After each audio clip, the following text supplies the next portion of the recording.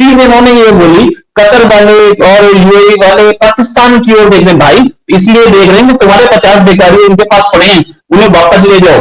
वो बोलते हैं भाई भिखारी अपने भेजो, हमें नहीं चाहिए, तुम भीख मांगने जाते हो वहां पे हमेशा।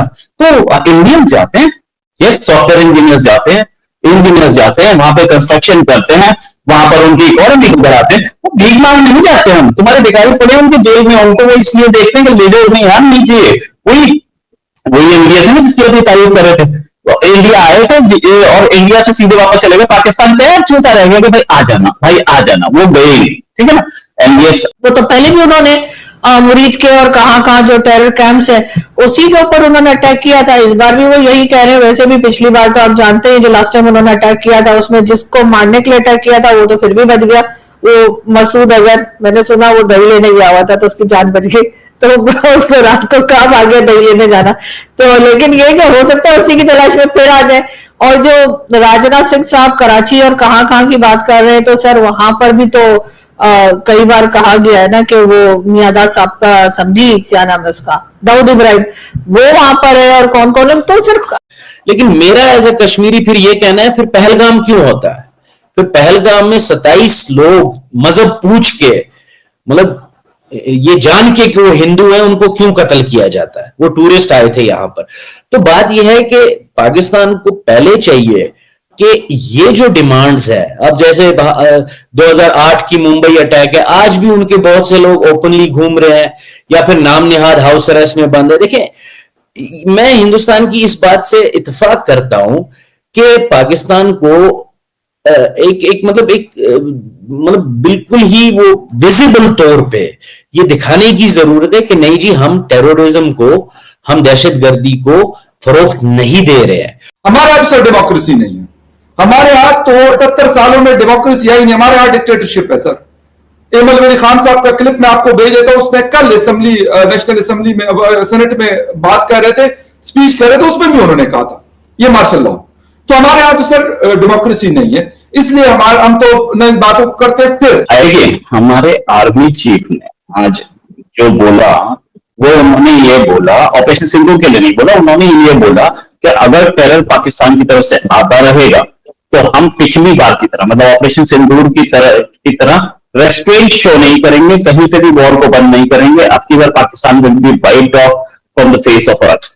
ये जो है एक ऐसी धमकी पहली बार नहीं है, ये इससे पहले हमारे एक वो हुआ करते थे आर्मी चीफ, उन्होंने भी बोला था, जनरल पद्मनाभन ने, कि Pakistan will cease to exist. उस समय पार्लियामेंट अटैक के बाद बोला था उन्होंने, 99 की बात है शायद। तो ऐसा है कि टेरर एक is a problem, no doubt, और पाकिस्तानी और इंडियन आर्मी चीफ ने अगर कुछ ऐसा बोला है तो it's going to be really serious challenge for Pakistan to tackle, क्योंकि इंडिया बहुत साल से टेरर झेल रहा है। पाकिस्तान बार बार बोलता है कि हम टेरर की विक्टिम है। बस आप विक्टिम हो अपने होम ग्रोन टेरर के, हम विक्टिम है आपके टेरर के। जितने भी अब पाकिस्तान का चाहे इतना हिंदुस्तान नाम रख ले, कुछ भी रख ले, लेकिन ये सारे के सारे लोग जो आकर के हमला कर रहे हैं वो पाकिस्तान में पैदा हुए, पाकिस्तान में रहे, पाकिस्तान ने उनको हथियार दिए, पाकिस्तान के सब कुछ है। तो ऐसे में कौन कर सकता है, कौन उसको मैनेज कर सकता है? पाकिस्तान को खुद मैनेज करना पड़ेगा। इंडिया का नाम लेने से कैन जैसे एज वी आर टॉकिंग, इस समय हम बात कर रहे हैं, पाकिस्तान और अफगानिस्तान के बीच में बॉर्डर पे स्कर्मिशेस चल रही है, गोलाबारी चल रही है। क्यों? मुस्लिम उम्मा के बीच में वो गोलाबारी, क्या ये मुस्लिम नहीं है? दोनों एक दूसरे को, टीटीपी ने तो पाकिस्तान के ऊपर जिहादी डिक्लेयर कर रखा है, तो ये मुस्लिम उम्मा का कॉन्सेप्ट ही खत्म हो चुका। तो सबके सब अब कितने दिन तक ये रिलीजन की अपील अपने लोगों को देंगे? भाई सच मानिए ना, इंडिया से वार्निंग आ रही है, बलूचिस्तान में अलग प्रॉब्लम चल रही है, खैबर पख्तूनख्वा में अलग प्रॉब्लम चल रही है। अभी हमने देखा कि पाकिस्तानी साइड ऑफ कश्मीर में भी कितनी प्रॉब्लम चली है, लोग मारे गए हैं, फायरिंग हुई है। तो पाकिस्तानी तो बहुत सारे जर्नलिस्ट बोलते थे ना कि मणिपुर में क्या हो रहा है, इधर क्या हो रहा है, और वो माओवादी क्या कर रहे हैं। पाकिस्तान तो लगभग इस समय एट द मोमेंट अगर बात करूं तो सिर्फ 25% के आसपास, 20 to 25% पाकिस्तान इस समय पीसफुल है। बाकी पूरा पाकिस्तान में कहीं ना कहीं प्रॉब्लम्स चल रही हैं, ज्यादातर लैंड एरिया में प्रॉब्लम्स चल रही हैं। प्रॉब्लम्स मतलब वायलेंस चल रही है, कहीं पे रिवोल्ट चल रहे हैं, कहीं फायरिंग हो रही है, कहीं पे प्रोटेस्ट चल रहा है, गवर्नमेंट के खिलाफ चल रहा है। और क्योंकि ये दहशतगर्दी पाकिस्तान को खुद भी उल्टी पड़ रही है ना बहुत हद तक, और ये उनके अपने फायदे में भी है। उसके बाद मैं ये समझता हूं कि एक बड़े अच्छे एटमॉस्फेयर में कॉन्फिडेंस बिल्डिंग मेजर्स के साथ इन चीजों पे बात हो सकती है। सर क्रीक हुआ, ये जो ब्रह्मपुत्र हुआ, किशन गंगा हुआ, ये जो सारे इश्यूज, सियाचिन हुआ, शख्सकाम वैली हुआ, ये जो सारे इश्यूज हैं, इन पे तभी बात हो सकती है जब एक एटमॉस्फेयर क्रिएट हो। लेकिन जब एक जंग का एटमॉस्फेयर, अभी पिछले दिनों में पढ़ रहा था कि बहुत से ऐसे कैंप्स हैं, बहुत सी ऐसी तंजीमें हैं जो पाकिस्तान एडमिनिस्ट्रेटेड कश्मीर में जिनके कैंप्स हैं, जो वहां पर तानात हैं, उन्होंने अब अपने कैंप्स जो है, अपने ट्रेनिंग सेंटर्स जो है, वो उन्होंने खैबर पख्तूनख्वा शिफ्ट कर दी है, इंडियन बॉर्डर से दूर। अब ये बातें, ये सारी चीजें जो है, ये बड़ी वरीइंग है, क्योंकि इसका मतलब है कि ये अभी भी ये मामला खत्म नहीं हुआ। अभी भी good and bad Taliban, good and bad terrorist, ये वहां पर खेला जा रहा है। और उसमें फिर ये मामला जो है, ये तो फिर इश्यूज रहेंगे ही।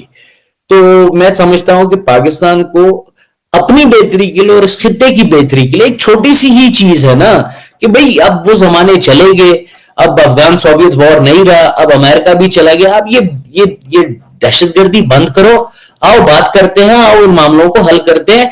इस खित्ते की जो इकोनॉमिक स्टेबिलिटी है, इस खित्ते का जो इकोनॉमिक पोटेंशियल है, उसको दोनों तीनों, बांग्लादेश लेके, श्रीलंका लेके, यहां तक कि नेपाल, भूटान, ये सारी जगह लेके अफगानिस्तान, आओ इस खित्ते को अगली दुनिया में ले जाते हैं। इसका इकोनॉमिक पोटेंशियल को हम एक्सप्लॉइट करते हैं। यहाँ का जो वर्क कैपिटल है, जो मतलब सबसे बड़ा असासा है, आपको पता है कि पाकिस्तान जैसे मुल्क में, Pakistan is one of the countries with the highest rate of people which are younger than 35। India has a big population which is a middle class population and with one of the highest rates of young people। मतलब इतना हमारे पास potential है, human capital है।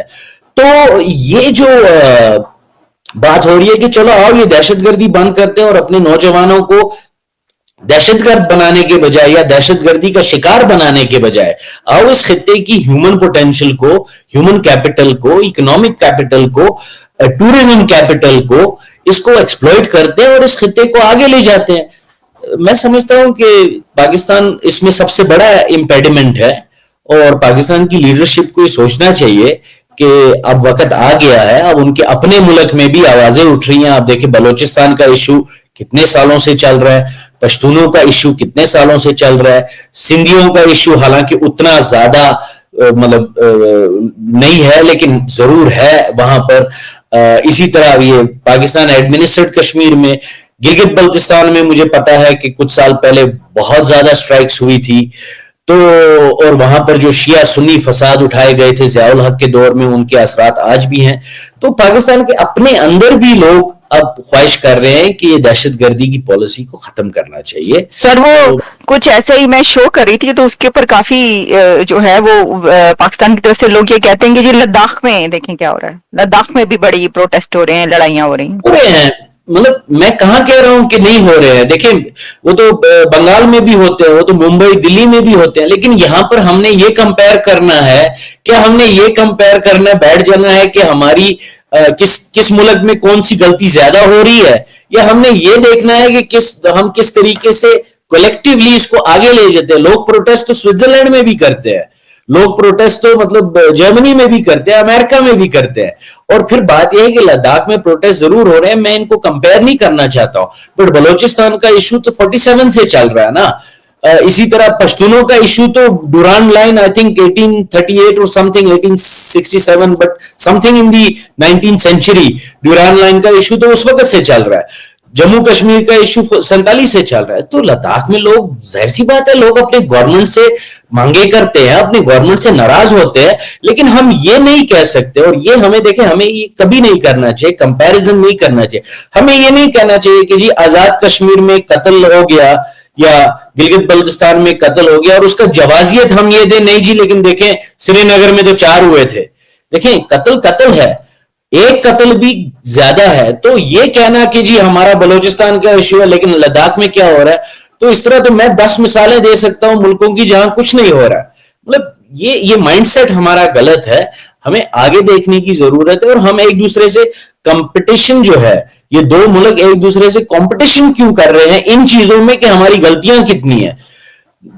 मतलब मैं तो दुआ करता हूं कि इन चीजों में कंपटीशन करें कि हम बेहतर कितने हैं एक दूसरे से।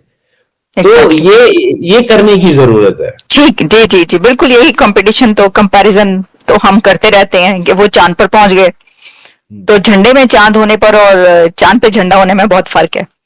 दोस्तों आपने वीडियो को लास्ट तक देख लिया होगा। दोस्तों रोहित सर ने जिस प्रकार पाकिस्तान की पोल खोली है ना, इससे पाकिस्तानी बौखला गए होंगे। रोहित सर बोलते हैं पाकिस्तान भिखारियों का देश है, सऊदी में जाकर भीख मांगते फिरते हैं। और रोहित सर ने भारतीयों के बारे में भी बोलते हैं, भारतीय अगर किसी देश में जाता है तो वह डॉक्टर होता है या इंजीनियर होता है या वर्कर होता है, पर भीख कभी नहीं मांगते हैं। पाकिस्तान में तो नेता तक कभी बोल देते हैं मांगने नहीं आए हैं, पर आपको लगता होगा हम मांगने आए हैं। इससे तो साफ पता चलता है कि पाकिस्तानियों में भिखारियों की संख्या बहुत ज्यादा है। और दोस्तों पाकिस्तानी पत्रकार आलिया शाह ने भी एक ऐसा सच बोला है जो हर पाकिस्तानी को बहुत चुभेगी। आलिया शाह ने कहा भारत तो चांद पर पहुंच गया और हम आज भी यह कहकर खुश है कि हमारे झंडे में चांद है।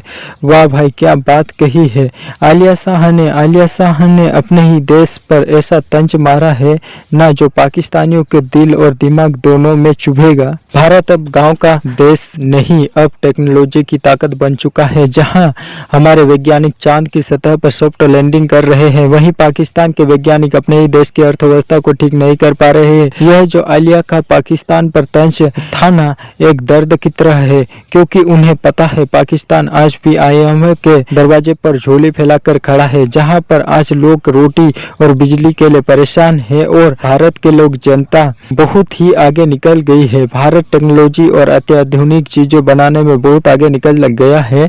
यह बात कोई भारतीय बोले तो कहते हैं ये हमें नीचा दिखा रहे, पाकिस्तानी पत्रकार ही बोले तो सच्चाई का एहसास होना चाहिए दोस्तों। पर पाकिस्तानियों को इस बात से कोई फर्क नहीं पड़ता कि कौन क्या बोल रहा है, यह जलील होने के लिए पैदा हुई कौम है। आप क्या सोचते हैं इस कौम के बारे में? अपनी राय कमेंट में बताइएगा। मिलते हैं नेक्स्ट वीडियो में, तब तक के लिए बाय।